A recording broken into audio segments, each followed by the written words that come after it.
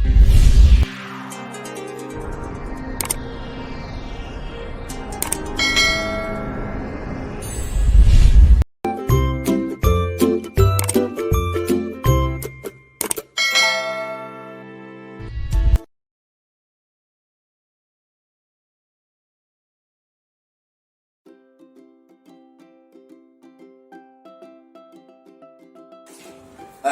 selamat pagi Pak Tim.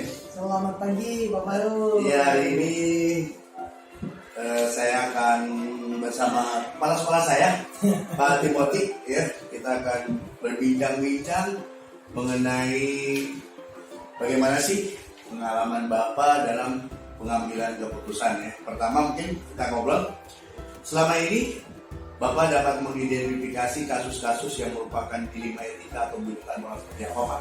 Kasus-kasusnya? Kalau bicara tentang etika itu saya yakin bahwa bisa dipandang dari berbagai macam sudut gitu ya, sudut religi, sudut kultural, sudut budaya, sudut sosial, politik dan sebagainya. Jadi memang etika tidak pernah mudah dan etika itu tidak pernah cakap gitu ya. Jadi selalu melihat kepada yang mana yang lebih mending dibandingkan sebuah pilihan yang jelek. Iya gitu. Yang dilema ya. Oke Pak. Yang kedua mungkin bagaimana Bapak menjalankan pengambilan keputusan di sekolah ini ya, terutama di SD Cinta Kasih Sedih, terutama untuk kasus-kasus di mana ada dua kepentingan Pak, dua kepentingan yang sama-sama benar, sama-sama mengandung nilai kebajikan. Nah itu dia, seperti yang tadi saya katakan bahwa etika tuh pasti nggak pernah cantik lah ya. Kita melihat yang mana yang lebih mending. Aduh ini kelihatannya pilihannya jelek, yang ini juga jelek. Tapi yang mana yang lebih mendingan ya gitu. Kalau saya nomor satu pasti saya ingin saya selalu bilang sama Bapak Haru, saya bilang sama guru bahwa saya ingin suasana kerja yang harmonis gitu kan. Selalu itu pokoknya nomor satu harmonis gitu kan. Kalau kita masih bisa tutup mata, kita tutup mata gitu. Bener deh gitu kan. Itu Pak ya. Gitu kan. Ada guru-guru itu yang kita pasti tahu lah, kalau kita mau cari-cari kesalahan orang pasti ada aja orang salahnya. Ya betul. Tapi kan kita selalu melihat bahwa oh ya, guru ini walaupun dia punya salah, tapi dia itu memberikan loyalitas, kerja keras yang memberikan keuntungan yang lebih kepada sekolah. Saya pikir justru kalau guru yang udah nggak kerja keras, kerjanya ogah-ogahan, bikin masalah, nggak disukai sama orang tua, nah itu tuh pasti yang pusing gitu. Nah, jadi kalau saya selalu melihat lebih kepada apa sih benefitnya gitu. Guru masih bisa, mungkin guru ini nggak cukup baik dengan orang tua, mungkin dia kurang ramah gitu. Tapi kita akan membela dia kalau misalnya dia itu mengerjakan tugas tanggung jawabnya dengan baik. Jadi saya melihat lebih kepada apa yang organisasi bisa lebih untung yang mana. Oke. Kemudian Pak, selanjutnya langkah-langkah atau prosedur seperti apa yang biasa Bapak lakukan selama ini? Biasanya nomor satu pasti mengumpulkan data ya. Kita nggak berani langsung membela gitu kan, juga kita nggak berani langsung berpihak, apalagi kalau berpihak kan nggak bisa gitu. Saya memihak si A atau memihak si B gitu.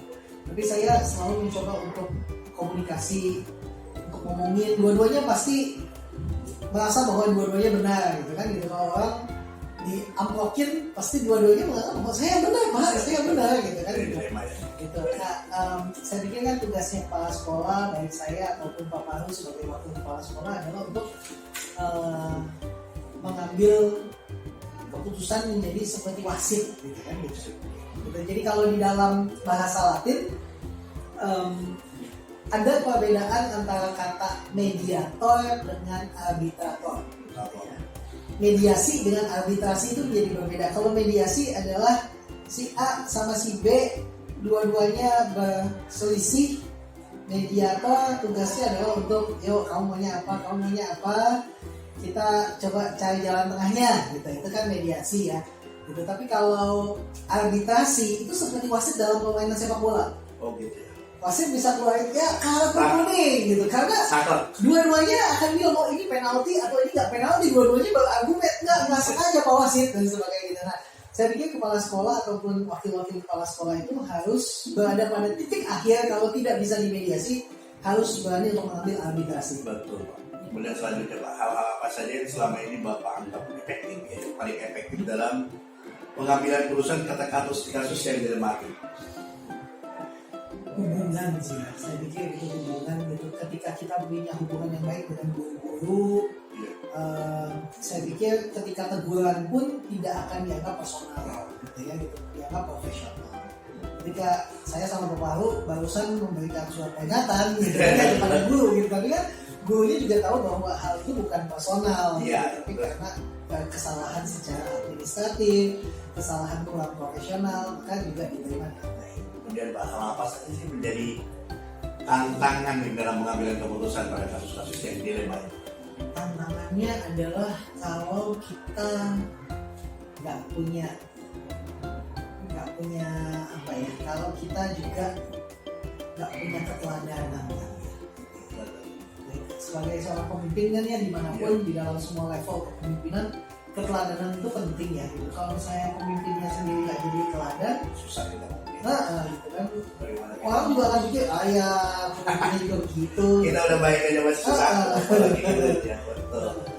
Kemudian Pak, apakah Bapak memiliki sebuah tata cara atau jadwal tertentu ya dalam sebuah penyelesaian kasus dilema?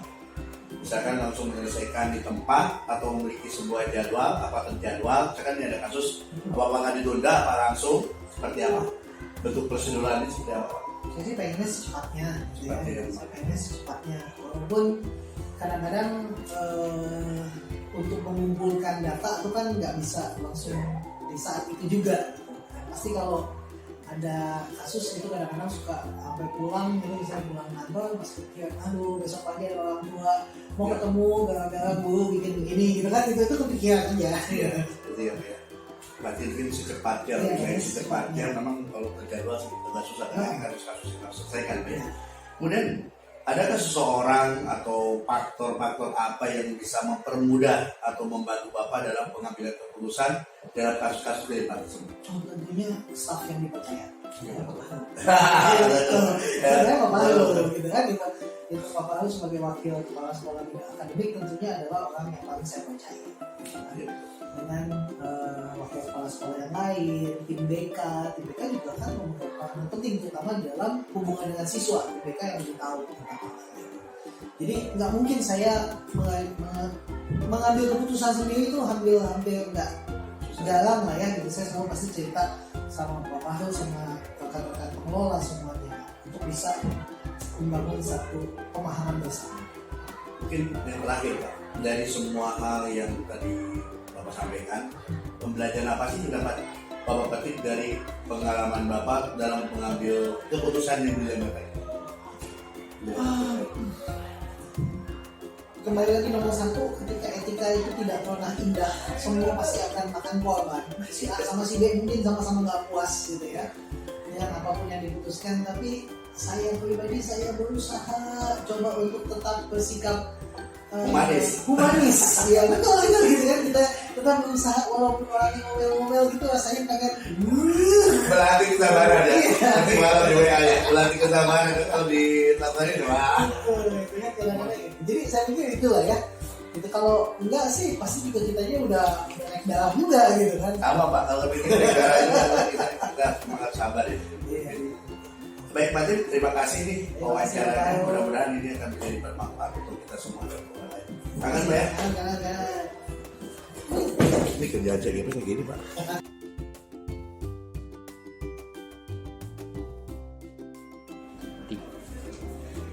Oke, selamat siang Pak Pur.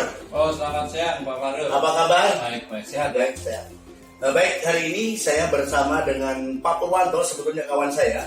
Beliau adalah Kepala SMA Cinta Kasih Seci. Jadi nama lengkapnya adalah Bapak Agus Purwanto MPD ya. Cukup berubah lama Pak ya di sini. Lumayan Iya. Pak. Mungkin kita akan ngobrol sedikit ya Pak. Siap. Untuk mungkin waktunya terganggu sebentar. Mungkin saya akan bincang-bincang mengenai tentang salah satu tugas kepala sekolah itu adalah pengambilan keputusan. Nah di sini ada sedikit mungkin bagaimana sih Bapak dalam mengidentifikasi tentang ketika Bapak untuk pengambilan keputusan yang dilematis itu? Dilema, artinya mungkin harus berpikir nih, namanya juga dilema. Menurut Bapak gimana? Oke. Kalau mengatakan dilema itu memang berarti ada minimal dua kepentingan yang saling bergesekan ya. Nah, kalau dikatakan mengidentifikasi, panduan saya Pak Faru untuk mengidentifikasi dan memutuskan sebuah keputusan itu supaya tepat dan keputusan ini berpotensi konflik dilematis, terutama menyangkut moral ya. Panduan saya nilai pendidikan.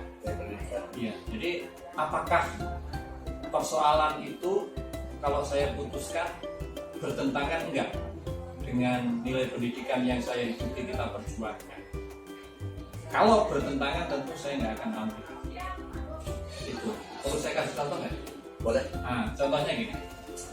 Ada datang orang tua murid suami istri datang kepada saya minta tolong, Pak, saya minta tolong. Loh, kalau minta tolong kan kita itu nggak dimintain tolong aja sudah memberi tolong, memberi bantuan untuk membina anak, mendidik anak. Ini setelah kita Iya, humanis ya. iya. Apalagi sekolah kita kan sekolah Humanis. humanis. Jadi kita sangat senang dong menolong. Dia apa yang bisa saya bantu.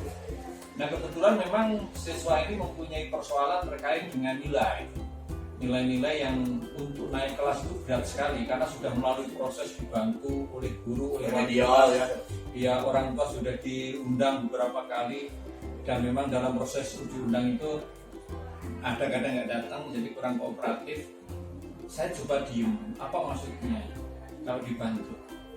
Lalu eksplisit mengatakan tolong Pak, anak saya dibantu naik kelas, ini ada sesuatu. Nah, dari situ saya langsung mengatakan Pak, terima kasih.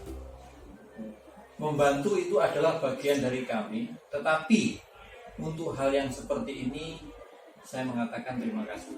Nah, Pak Faru kebetulan saya mempunyai kumpulan dari kalimat-kalimat master. Oh iya. Nah, Kita, pada waktu itu saya langsung ambilkan satu dan itu saya berikan kepada orang tua itu. Nasihat master itu yang mengatakan begini, libatkan saya dalam hal-hal baik, ya, dan jangan libatkan saya dan hal buruk. Itu saya kasih. Mantap ya Pak ya. Nah, gitu Pak. Salah satu ini Pak. Selain mungkin tadi Bapak tentang kependidikan, mungkin ada yang lain lagi seperti aturan itu Pak. Kalau untuk ini masalah moral ya. Jadi kalau aturan tata tertib entah itu menyangkut guru atau menyangkut siswa, sebenarnya di sini tidak ada aturan yang berbenturan ya. Tapi ketika ada kepentingan, misalkan kepentingan siswa dan kepentingan sekolah itu nggak ketemu, nah mungkin itu contoh. Ketika orang tua mau mengajak anaknya itu berlibur lebih dari 3 hari dan atau pada saat itu dilaksanakan ujian sekolah atau ulangan umum. Kalau tidak diizinkan berarti anak ini tidak bisa ikut liburan orang tua.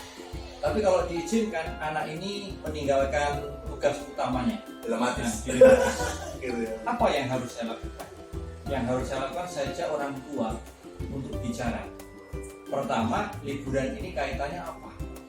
Apa tidak? Kepentingannya gimana? Urgensinya sejauh mana? Kalau itu kepentingannya misalkan memang pergi, maaf nih, karena ada keseripahan kalau orang Jawa bilang atau kedukaan, tentu kita akan mengusulkan. Tapi kalau tidak, ya sampai dengan saat ini kami selalu konsisten mengatakan tidak. Karena yang paling utama dan pertama adalah pendidikan anak. Ah, itu. Oke Pak Pur, mungkin selanjutnya masih berhubungan dengan itu. Nah, selama ini bagaimana sih Bapak menjalankan pengambilan keputusan di sekolah, terutama untuk kasus-kasus yang mengandung nilai kebajikan ya gitu kan? Ada keputusan di mana sekolah, terutama untuk kasus-kasus di mana ada dua kepentingan. Tapi di sisi lain ya sama-sama benar gitu, terutama semuanya itu mengandung nilai-nilai kebajikan. Iya, saya mencontohkan yang contoh kedua tadi ya, Pak Mandi ya. Ketika orang tua mau mengajak anaknya untuk keluar kota lebih dari 2 hari dan pada saat itu ada ujian atau ulangan, cara saya tentu mengundang orang tua, lalu yang kedua saya mengajak pengelola. Kita kan mempunyai pengelola tidak. Saya ajak bicara. Saya ajak bicara. Siapa tahu dari pandangan teman-teman itu memang ada yang tidak terpikirkan oleh saya, dan biasanya saya bicara dengan pengelola itu sebelum saya undang orang tua, Ya, betul. sehingga kita sudah mempunyai gambaran. Bahan ya. Gambaran. Itu cara yang pertama. Cara yang kedua, biasanya saya melemparkan kasus-kasus seperti itu ke dalam rapat guru, sehingga guru juga bisa memahami, bisa melihat dari sisi-sisi yang kita dipandang oleh pengelola. Nah, ini maksudnya sebenarnya untuk kemudian jika ada kasus yang mirip, guru juga sudah mempunyai sebuah panduan. Begitu Pak Alvar. Betul. Seperti itu ya Pak. Dan tidak sendiri ya Pak. Wow. Kita memang ada punya tim. Betul. Dan ini Pak, selama ini misalnya ada suatu kasus. Nah, langkah-langkah apa sih Bapak untuk menyelesaikan kasus-kasus itu? Oke, ini Langkah-langkahnya, step-step. tapi ini tentu ini ya, apa namanya, kasus yang dilematis tadi. Iya, dilematis tadi. Yang Secara umum dilematis. aja. Kalau misalkan Biasanya. pertama saya bicara dulu dengan wali kelas. Oh, itu. Nah, saya minta penjelasan. Wali kelas kan tahu persoalan kalau menyangkut siswa ya. Betul. Ini menyangkut siswa. Wali kelas jauh mana dia tahu kumpulan data. Lalu yang kedua saya ajak bicara pengelola, dan setelah itu saya sampaikan kepada atasan. Dalam hal ini adalah direktur atau wakil direktur. Iya. Nah, mengapa? Karena apapun yang saya putuskan, pimpinan saya itu secara moral juga bertanggung jawab. Dalam menyangkut sekolah Pak ya. Karena itu maka sebelum saya ngambil sebuah keputusan, saya konsultasikan, tapi saya juga datang tidak membawa masalah saja, membawa alternatif solusi. Iya, Sehingga saya solusi. tawarkan, mungkin yang akan kami tempuh ini Pak atau Bu, bagaimana kira-kira. Nah gitu, sehingga keputusan itu menurut saya lebih komprehensif lah. Dari sisi data, dari guru dan wali kelas kita dapat, dari pengelola kita, tim juga dapat, kita konsultasikan dengan pimpinan kita, begitu. Pun gitu ya, langkah-langkahnya memang tidak langsung ya, kita harus cari. Iya. Lewat Pak, kita juga punya permasalahan, Iya. cari dulu solusi Iya. alternatif dan sebagainya. Yang terpenting pimpinan tahu ya. Dan yang dua Pak Wahyu, yang juga selain pimpinan tahu, ketika kita mengundang orang tua dalam proses membicarakan menyelesaikan itu harus ada yang namanya bukti positif atau Data. bukti data. Ya, Yang kemarin saya tanda tangan, dia juga tanda tangan. Ya betul. Sehingga proses itu memang sudah kita lakukan berdasarkan musyawarah dan ada buktinya gitu. Ya, bukti nyata itu Ya. penting sekali. Ya. Betul gitu. Memang suatu saat kan kalau dibutuhkan. Kalau dibutuhkan Pak Wahyu, benar. Betul. Kemudian selanjutnya mungkin hal-hal apa saja sih selama ini Bapak mungkin biasa anggap yang efektif, yang paling efektif dalam pengambilan keputusan pada kasus-kasus dilema tadi? Yang paling efektif. Paling efektif itu berarti kalau ini diputuskan, Ya. cara yang diputuskan langsung begitu ya. Ya, yang Ya. dilematis itu. Yang pertama, tentu menurut saya nih, akan sangat efektif kalau yang bersangkutan selain saya ya, yang dikenain itu, entah itu guru, entah itu murid, kalau murid dia dengan hubungan dengan orang tua, kita ajak untuk menyadari apa pentingnya. Satu yang paling utama itu nilai pendidikan, itu sama-sama, ini poin pertama. Lalu poin kedua adalah mengakui bahwa kalau ada kesalahan, yang mengakui bahwa memang itu salah. Salah. Dan ada bukti. Tadi bukti Nah, tadi ya. seperti itu, mengakui. Karena kalau ada sebuah tindakan kesalahan yang tidak diakui, ya ini sudah sulit kita akan mengambil. Nah, lalu yang ketiga sebenarnya adalah sebuah pemaafan dalam arti begini. Siapa sih manusia yang sempurna? Ya, betul. Jadi kita ini mengambil keputusan untuk memperbaiki kondisi dan kedepannya proses serta hidup Ya, seseorang. Karena berubah yang penting. karena kalau itu menyangkut sebuah kesalahan, ya kita juga harus mau memaafkan. Betul, Pak. Semakin seru ya bicara kita. Ternyata sekolah itu cukup lumayan ya tugasnya. Nah tadi kan hal yang efektif. Sekarang tantangannya, menurut Bapak gimana tantangan itu dalam penyelesaian kasus yang dilematis?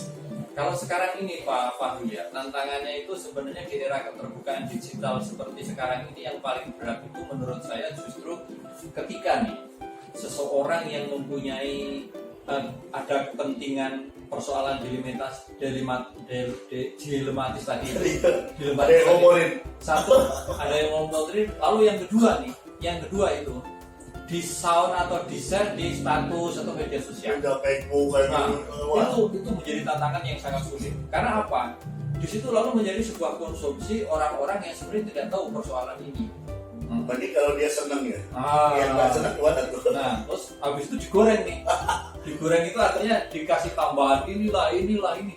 sehingga menjadi seru gitu. Iya. Nah seolah-olah kok seneng banget kalau ada orang mengalami kesulitan dalam masuk dilematis itu tadi. Itu Pak. Iya, itu ya dilematis tadi memang tantangannya salah satunya sekarang zaman terbuka itu adalah media sosial tadi, itu lebih bisa seluruh dunia tahu ya Pak. Dan kemudian apakah ketika Bapak misalkan ada suatu kasus dilematis itu, apakah Bapak menyelesaikannya terjadwal atau semaksimal mungkin harus segera gitu Bapak?